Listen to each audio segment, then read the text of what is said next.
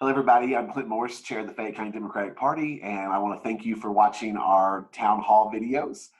We know that this is, a weird time with stay-at-home orders, and it's hard for folks to get in front of candidates, but we thought we would bring the candidates to you. So I have Bennie Smith, who is running for our party's nomination for United States Senate, here with me today.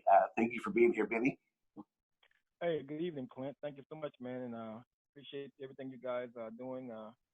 Fayette County Democratic Party as well as the Kentucky Democratic Party. Appreciate it.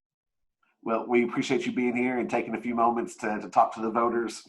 One thing we hear from voters a lot is that they really enjoy getting to know candidates on a more personal level, and it's harder to do right now since we're not having events and not having those sorts of things. So I have two questions for you that are related to sort of, our healthy at home orders by Governor Beshear. And the first one is, are there any television shows that you're watching right now or any books that you're reading that you would like to recommend to the folks out there who are watching? Well, basically, I'm a avid reader. I like reading a lot of different books. I've been reading one particular book recently called 12 Years Equals 13 Years. Well, 13 years equals in kindergarten equals by my boy Mickey Clark, and basically it just speaks about how the current school system is failing our African American and minority kids. It's almost like they basing everything of our existence, like our existence began with slavery, when in reality our existence began back in Kemet when we were kings and queens as slaves. So that's one of my books I've been reading, and basically another one has been The Great Black Jockey by Edward Hodeling, I'm sorry. And I've learned about a lot of things didn't know before that we had black jockeys that were racing races even during pre-colonial days. And so I thought that was pretty interesting. And What Manner of Man, of course everybody loves the Martin Luther King book. So um, basically those are some of the reads that I've been checking out so far. Good. Well, another question that we have for folks is, we've all had a little extra time to stay at home and do some introspection. Is there something that you've learned about yourself over the last couple of weeks that you'd like to share with voters? Yes. Hey, like being at home, it allows you to relax, slow down, and really smell the roses and smell the coffee. Because when you think about it, we are in a mad race. It seems like we were racing against time. We've missed time with our families, loved ones, working, constantly working, and really not having time for ourselves. So these last several weeks, I've been blessed to have stepped back, reflected, and just got pretty much into myself. I started reading more, started exercising more, thinking about my health more, Yeah. particularly, and just basically just trying to get refreshed. It's almost like a rebooting for when this virus is actually over. Well, thank you for sharing that. I'm going to jump into the policy questions now. So what we did is we asked Democrats in Lexington throughout the month of April to submit questions to us that they want to hear from the primary candidates. And we have 7 questions that they have submitted that I'll ask you. And then after that, we'll just turn it over for you to talk a little bit about how people can engage with your campaign. So I'm going to jump into the first question, which is, COVID-19 has changed and will continue to change several aspects of our everyday lives. And we've noticed that it's really exposed in many ways the great income inequality here in the Commonwealth. What should our leaders be doing to address this issue of income inequality?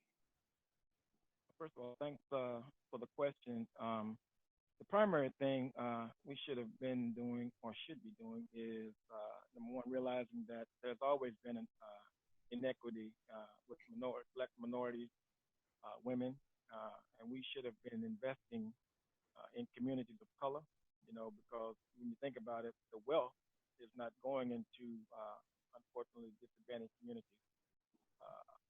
When they had the white flight, the green money left, and I mean, just to be blunt about it, and you see, and then those who have been able to be successful at either business or sporting activities, they've either left, although they may give back to the community. But key of it is to make sure we invest in infrastructure, bring businesses and invest in our businesses, particularly black businesses, minority businesses in various communities that have been devastated by the economic downfall. This COVID-19 is almost like they tore a band-aid off of what's been on. Those communities have been band-aids. Yeah. Yeah, a few people may possibly survive, but the majority of our communities are really just floating and treading water, basically. So that, I think that leads well into the second question, which is, small businesses in Kentucky are hurting right now. Many have applied for the Paycheck Protection Program. Others have yet to have opportunity to access those funds. We're particularly concerned about minority-owned small businesses. What should be done to make sure that people of color are not shut out of programs like the PPP? Well, thank you very much. The Paycheck Protection Program basically, should be geared towards black minority businesses. Because if you think about it, a lot of those stimulus programs have gone to corporations and those who already got profit going. And so it doesn't make sense to not include those minority businesses because they are really the lifeblood of the community. If you don't pump in proper resources and invest, in businesses that can thrive, that basically provide the services uh, that we need, just basic services, then unfortunately, they're going to have to go out of business. That's what we don't want. Trying to start businesses, and basically, we just need to send them a lifeline, basically. And so, bottom line is, they should have concentrated more funding towards minority black businesses. Great, thank you. This is my last COVID-19 related question, but during this pandemic, uh, some critical weaknesses in our system of employer-based healthcare have been exposed. Uh, what do you believe is the best way to remedy this problem before the next crisis comes around? Thank you for that question as well. Basically, I've always believed that healthcare is a right. You don't have to wait to get employed to have healthcare. If you think about that, suppose nobody else gets a job, and then their well-being has to be considered. So basically, I would propose to uh, make sure that every Kentuckian has access to affordable and health care, basically, including pre-existing conditions. Um, I love the KNET, what's been going what's been proposed, but we can also enhance the ACA, also known as Obamacare. We can tweak it a little bit so that folks will be able to pay lower premium and also lower prescription drugs. But unfortunately, a lot of people's premiums went up. We should find a solution to make sure that they stay low. Also, those who already have insurance, if they like it, then they should have the option of keeping it, no penalty. And so bottom line is definitely need to invest, make sure that we get the proper funding, allow people to go ahead and have health care. Great, thank you. We're going to turn our attention now to the Senate, and hundreds of bills have passed the House since 2018 that have only ended up being paperweights on Senator McConnell's desks. Uh, which of these measures would you like to see the Senate take up and pass in 2021? Thank you for that question as well. The very first bill I'd like to see taken up is the election security legislation that's been sitting on there. And obviously, unfortunately, there appears to be a reason why Mr. McConnell doesn't want to see that pass, right? I mean, everybody knows that Russians interfered on 2016 elections, and they're actually interfering now. So you have to ask yourself, why is he blocking that legislation? Number two, the second legislation that I'd like to pass is the Violence Against Women Act. It seems we have a problem in protecting women against harassment, abuse. and assault. And I don't know why that is. They deserve the protection that we should be providing to them.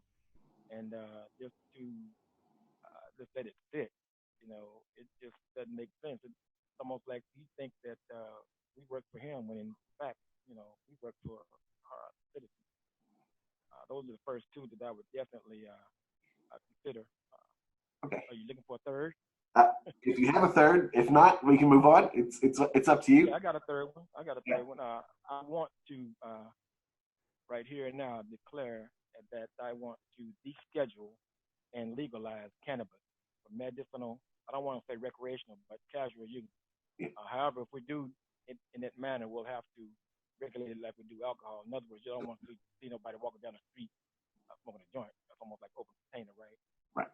And number two, we need to set up folks with dispensaries, so licenses dispensaries, and that would definitely add another tax revenue to our bottom line, and decriminalize it. And that's pretty much my statement on that issue. Okay, thank you. So the next question, the Senate is broken, and removing Mitch McConnell, it will definitely be a benefit to fixing the Senate. But what other changes besides defeating Mitch McConnell would you like to see happen to the Senate in that institution?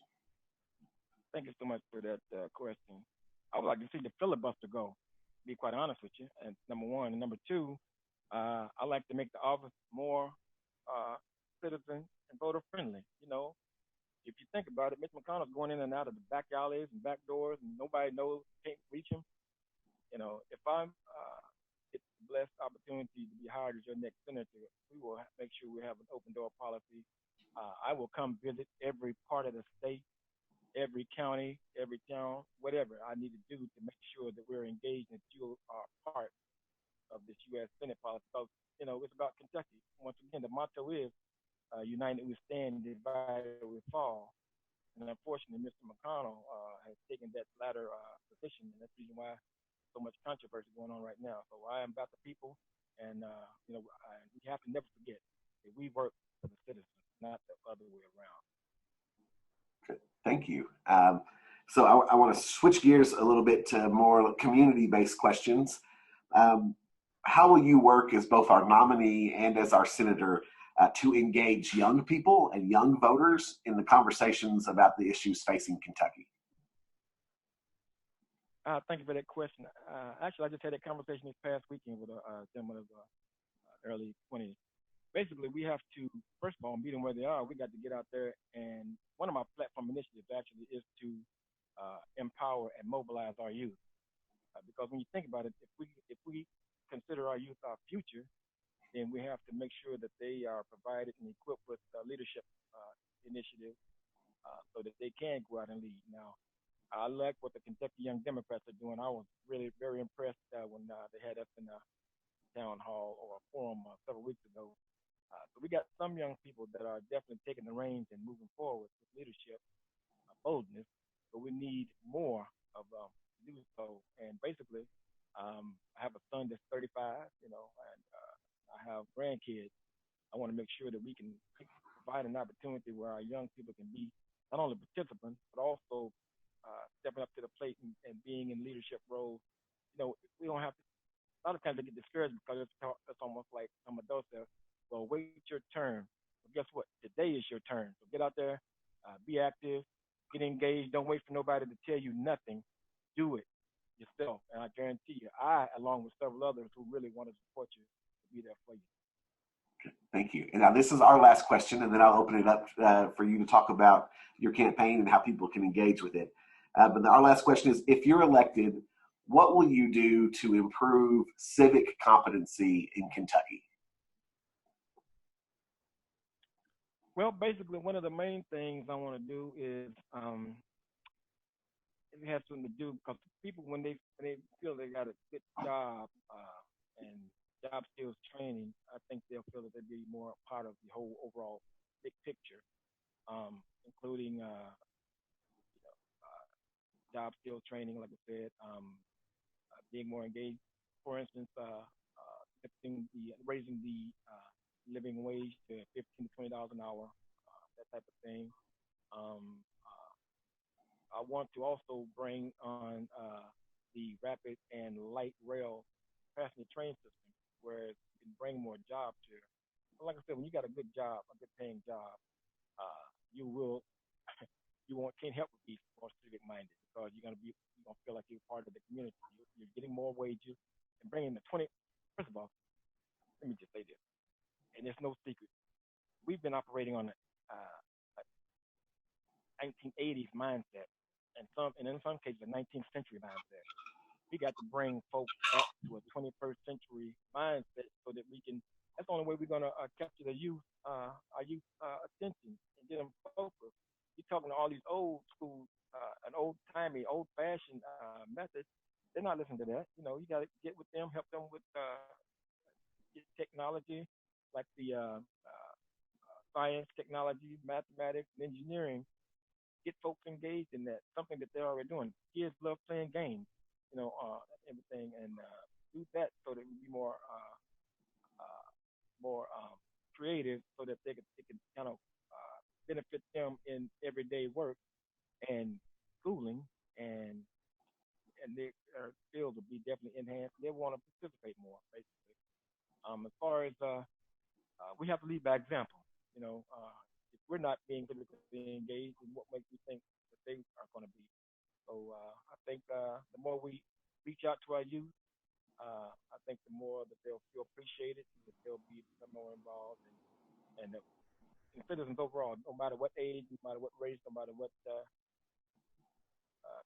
political affiliation. I don't care if you're Republican, Democrat, or Independent.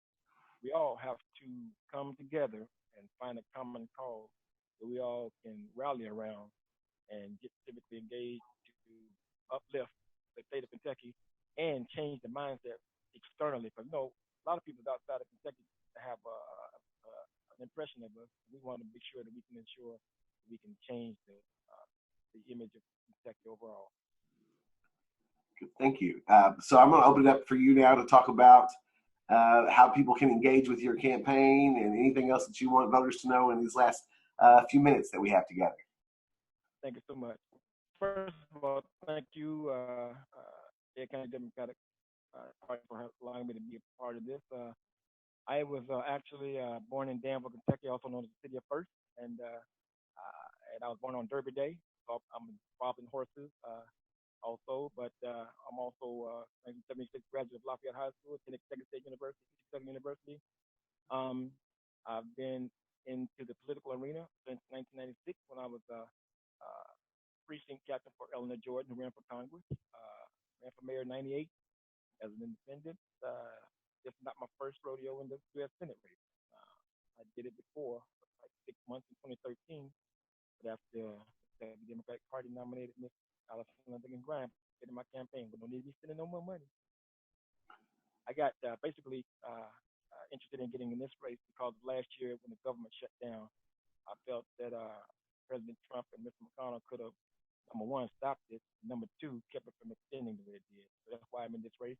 And I'm actually was the first candidate to even declare my candidacy March of last year. A lot of people think that I'm just coming on board. No, I've been in this race since March of 2019. And the first thing I did was reach out to every Democratic Party in the state, let them know there was a candidate.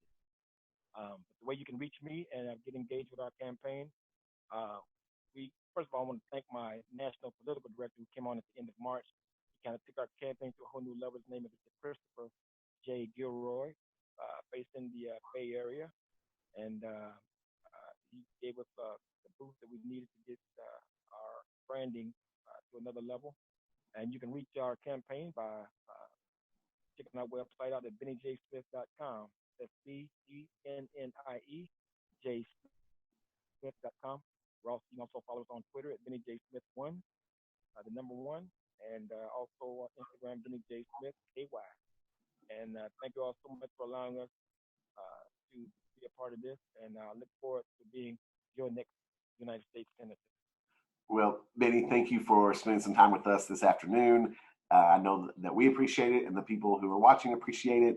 I want to remind everyone who is watching the video that the primary is June 23rd, and you can find information on our website soon about how to access an absentee ballot and how to vote by mail. So with that, I'll let you get back to the rest of your day, and you have a good one.